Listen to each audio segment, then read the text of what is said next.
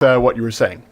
Okay, so I'm at the Women's March, and I was like, I was looking around, and I was like, I'm actually embarrassed to say that I had been at one point in time a part of this movement. You know, they're like, we're more than our sexual parts, yet every single sign had the word pussy on it. Okay, Right. Like my favorite sign was, I don't really know if I should say this. My favorite sign that I saw there was like a woman's legs open. Okay, I have a picture of it.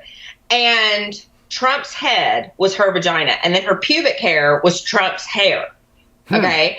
And it's like, Trump, stay out of my pussy. And I'm like, girl, maybe girl. Yeah. He is not trying to be there. Okay. So. And they were even embarrassed because I don't know if you remember, I interviewed Wendy Davis at the Women's March as Stephanie. Even when my wig and hat blew off, apparently, you know, the lid hadn't been blown off the gag. She still continued the interview. But during that day, if you watch the video, there were a bunch of topless women out there, and they actually had a paper mache. There's no other way to say this.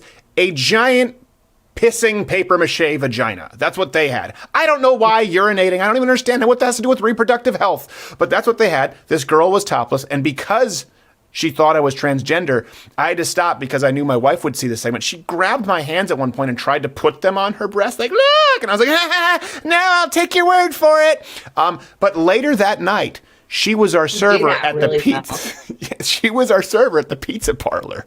And she had no idea that I was Stephanie. And so I asked her, so what did you do today?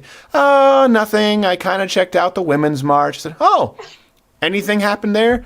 No. She didn't say I was out there showing my tits to the entire city of Austin from the Capitol steps and tried to give a tranny the opportunity to grasp them, almost sexually harassed a transgender with my bare breasts. She was embarrassed by it.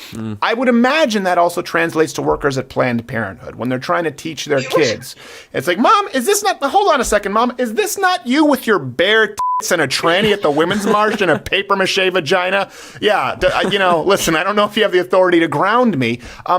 So the media acts as though it's not embarrassing, but I do sense there's a bit of a disconnect from some rational pro-abortion activists who might be embarrassed by the shout your abortion thing.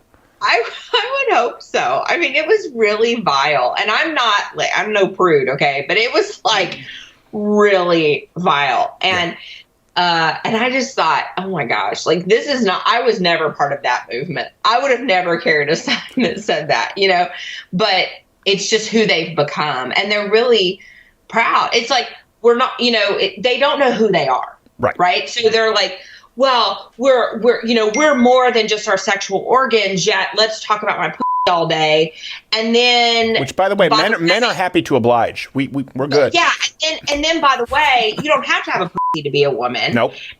It's like, what?